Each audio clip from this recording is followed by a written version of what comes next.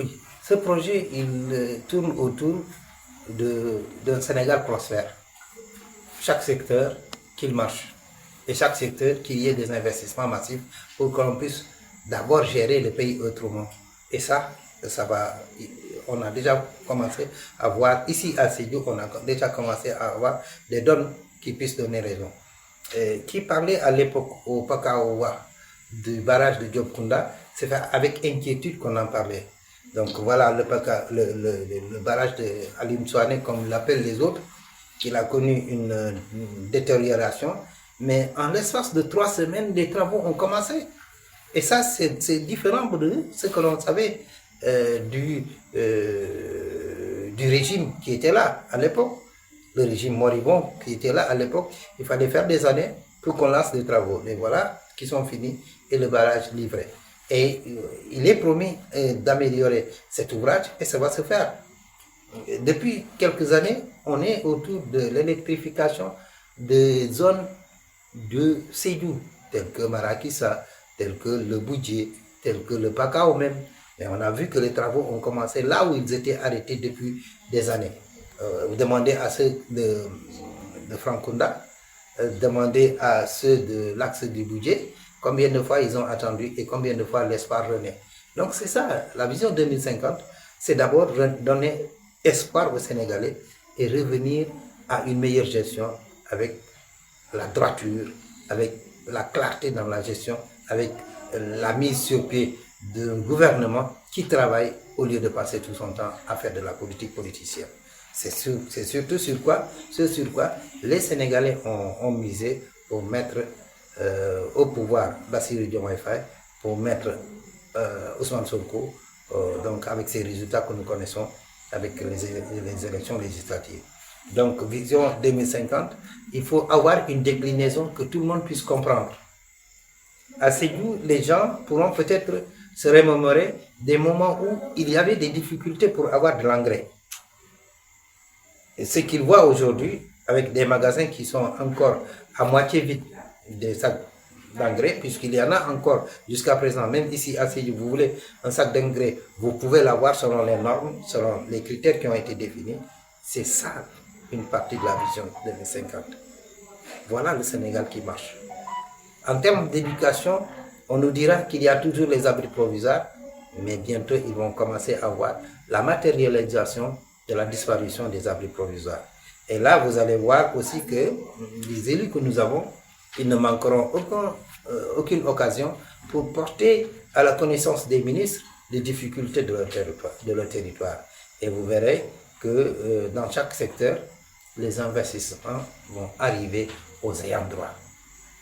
Et c'est ça qui manquait aux Sénégalais.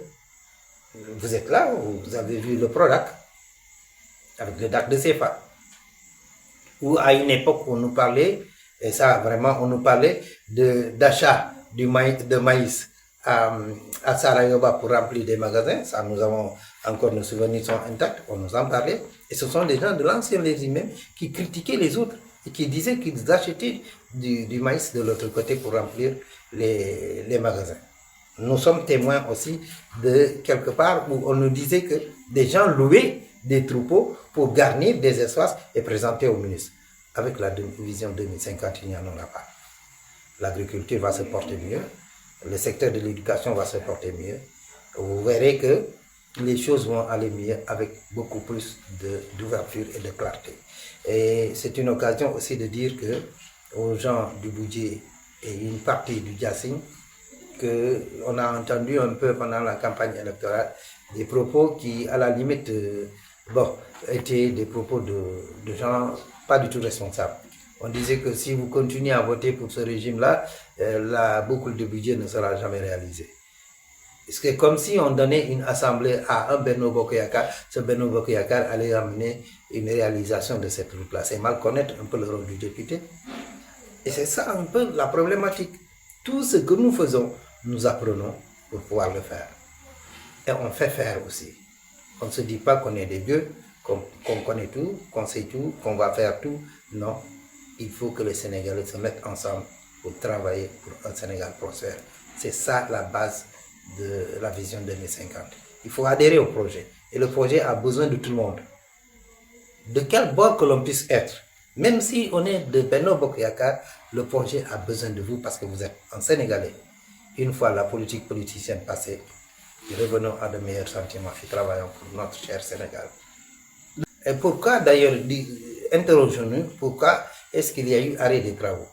C'est parce que l'ancien gouvernement qui était là devait beaucoup d'argent aux entreprises qui travaillaient là-dessus. Et à la base, les b.a.-ba de la réalisation d'ouvrages pareils, ce sont d'abord des études d'impact. L'étude d'impact environnemental n'a pas été faite. Si elle a été faite, elle n'a pas été validée. Vous avez vu qu'on a commencé les travaux, ça ne se fait pas ainsi. Il faut d'abord avoir une étude d'impact environnemental, valider cette étude d'impact environnemental, avoir une concertation avec ceux qui vont libérer les impasses et aussi s'occuper de gens qui doivent libérer les impasses. Et vous avez vu qu'il y a eu des plantations d'anacardiers qui ont été massacrées par les tracteurs, mais à ceux-là, est-ce qu'on leur a parlé? Est-ce qu'on leur a demandé leur avis? Est-ce qu'on les a remboursés? Non, du tout. Donc si les gens commencent les travaux dans ces conditions, il fallait donc arrêter de tout, remettre les pendules à zéro, repartir par le bon chemin pour redémarrer.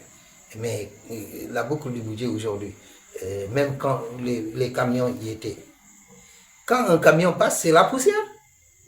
Mais l'impact environnemental voudrait que les gens, dans les agglomérations, qu'ils arrosent. Mais ça ne se faisait pas.